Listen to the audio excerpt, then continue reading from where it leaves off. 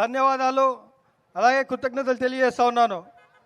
ఈరోజు మనందరికీ తెలిసిన విషయం ఏంటంటే రాష్ట్రంలో ప్రజలందరూ మార్పు కోరుకుంటున్నారు. మనం ఇక్కడ రెండు విషయాలు ముఖ్యంగా గమనించాలా. కాంగ్రెస్ పార్టీ అడ్డగోలుగా రాష్ట్రాన్ని విభజించింది, మోసం చేశారు కాంగ్రెస్ పార్టీ ఆంధ్రప్రదేశ్కి అని చెప్పి మనలో ఒక అపోహ అనేది అయితే ఉంది. మనం ఆలోచించుకున్నట్లయితే ఏ కుటుంబంలో అయినా, బిజినెస్లో అయినా, వ్యాపారంలో అయినా ఏదైనా పార్ట్నర్స్ ఉన్నా, ఏదైనా పరస్పరం గొడవ పడుతూ ఉంటే ఇంటి పెద్దల ఇద్దరు అన్నదమ్ములు పరస్పరం గొడవ పడుతూ ఉంటే తండ్రి అనేవాడు ఏం చేస్తాడు, ఎవరి ఆస్తులు వాళ్ళకి ఇచ్చేసి ఎవరి పనులు వాళ్ళు చేసుకోండి సంతోషంగా ఉండమని చెప్పి చెప్తారు.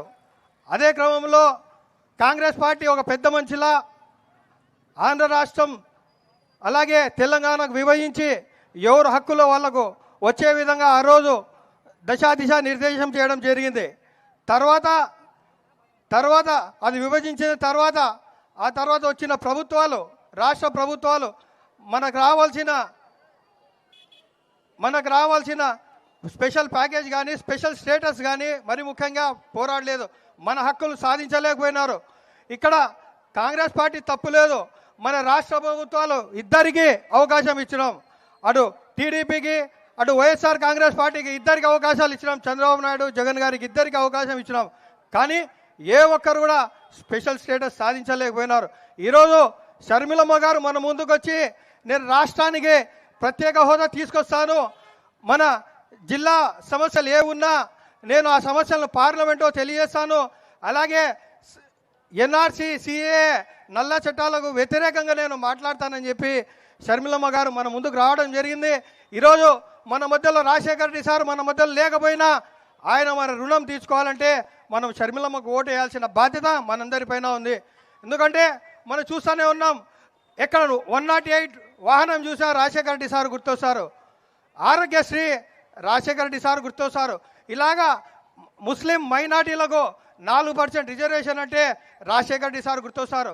ఇలాంటి అనేక సంక్షేమ కార్యక్రమాలను ఆయన ఈరోజు మన మధ్యలో లేకున్నా ఆయన ప్రవేశపెట్టిన ఈ సంక్షేమ కార్యక్రమాలు ఈరోజు కూడా కొనసాగుతున్నాయంటే ఆయన ప్రజల మీద ఎంత ప్రేమ అభిమానంతో ముందు చూపుతో ఆ రోజు ఆ కార్యక్రమాలు చేపట్టడం జరిగింది. ఇంకో విషయం ఏంటంటే మన జగన్మోహన్ రెడ్డి గారు, మన ముఖ్యమంత్రి గారు చెప్పారు, నాకు చాలా బాధేస్తుంది, షర్మిల గారికి మెజారిటీ కాదు కనీసం డిపాజిట్ కూడా రాదని చెప్పినారు.